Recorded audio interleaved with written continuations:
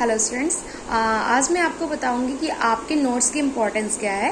पहले तो बच्चों से जब भी मैं बात करती हूँ तो बच्चों के बहुत ही कुछ बच्चे होते हैं, लाइक 35% बच्चे ऐसे हैं जो ये बहुत ही गर्व से बताते हैं कि मैम हम तो नोट्स नहीं बनाते हैं, कोई भी टीचर्स हमसे नोट्स बनाने के लिए कह भी नहीं सकता है, या मतलब हम तो मैम ऐसे ही कर लेते हैं। लेकिन बेटा मैं आपको एक ट्रिक बता रही हूँ, आप अपने नोट्स में कैसे इंटरेस्टेड हो सकते हो। आपके माइंड में होना चाहिए कि मुझे अगले साल जब मैं 10th पास आउट कर लूँगा या कर लूँगी, मुझे अपने नोट्स को बेच देना है अपने जूनियर्स को। ठीक है, आप जब इस माइंड सेट से अपने नोट्स बनाओगे ना, आपका नोट्स बहुत अच्छा बनेगा। आपका नोट्स इतना प्रेजेंटेबल होना चाहिए।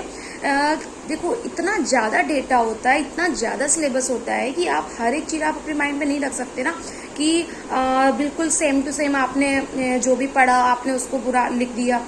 कैसे, मतलब एक टॉपर्स होते हैं वो कैसे अपने नोट्स से कैसे क्या करते हैं, उनको भी तो उतना ही टाइम पीरियड मिलता है ना, लेकिन फिर भी वो बच्चे टॉप कर जाते हैं।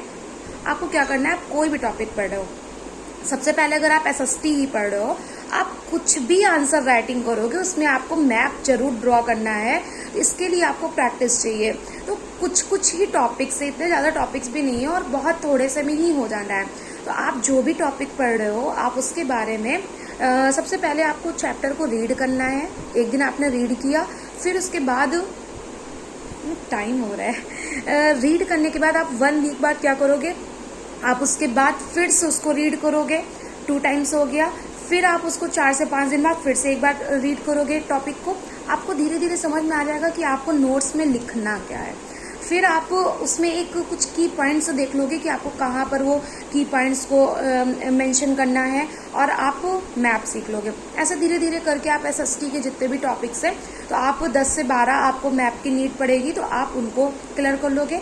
अब जैसे आप साइंस में बायोलॉजी का कर रहे हो, आप बिल्कुल माइंड में नहीं रखो कि आप पढ़ाई कर रहे हो, आप तो जान रहे हो ना, अपनी बॉडी के बारे में ही जान रहे हो। अगर आप डाइजेस्टिव सिस्टम पढ़ रहे हो तो आपको डाइजेस्टिव सिस्टम बहुत टफ लगता है, तो वो टफ है ही नहीं। जब आप ये सोचते हो कि मुझे एग्जाम के लिए पढ़ना है, मैं पढ़ाई कर रहा हूँ, तो आप हैक्टिक हो जाते हो, आप पे प्रेशर ज़्यादा हो जाता है। आपको क्या करना है, आपको सोचना है ये मैं डाइजेस्टिव सिस्टम अपनी बॉडी के बारे में जान रहा हूँ ना, कि मेरी बॉडी में कैसे केमिकल्स काम कर रहे हैं, कैसे डाइजेस्ट हो रहा है हमारा फूड, कहाँ से एंटर कर रहा है, कहाँ पर जाता है, क्या होता है। तो आपको डाइजेस्टिव सिस्टम बनाने को कह दो तो आप 1 वीक लगा देते हो बनाने में। आपको डाइजेस्टिव सिस्टम सेकंड्स में बनाना है। तो सेकंड्स की प्रैक्टिस कैसे होगी, आप जब जितने टाइम्स आप बनाओगे, तो आपने जैसे कहाँ से ओशोफेगस बनाया, कहाँ से स्लैबडी ग्लैंड सारी, कहाँ से सलाइवा मिक्स हो रहा है, आपको ये सारी चीज़ें मेंशन करनी है उसमें। पैनक्रियास का है, स्टमक का है, स्मॉल इंटेस्टाइन का है, लार्ज इंटेस्टाइन, आपको सारी चीज़ें जल्दी जल्दी ड्रॉ करना है, और ये प्रैक्टिस से ही आएगा।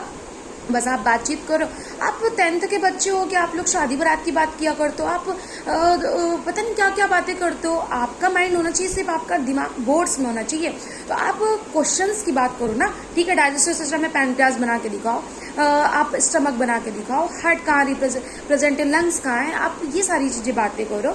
धीरे धीरे आप उसमें जब भी आप पेपर में क्वेश्चन आएगा डाइजेस्टिव सिस्टम का या एसएसटी का कुछ भी, आप पूरी कथा नहीं लिख दोगे उसमें। आपको क्या करनी है, आपको स्टोरी तो लिखनी ही लिखनी है, लेकिन आप अगर थोड़ा सा मेंशन कर दोगे, थोड़ा सा डाइजेस्टिव सिस्टम बना दोगे ना, आप उसमें नहीं पूछा गया है कि आप डाइजेस्टिव सिस्टम को ड्रॉ करो, बट अगर आपने प्रेजेंट कर दिया ना, तो आपको पूरे में पूरे मार्क्स मिल जाएंगे। इसी तरह एसएसटी में अगर रिवर्स के बारे में पूछ रहा है, पर्वत पहाड़ कुछ भी उसमें पूछ रहा है, पॉलिटी में कुछ भी पूछ रहा है, आप उसको मेंशन करो, आप उसको ड्रॉ करो, तब आपके नंबर देखना कितने अच्छे आएंगे।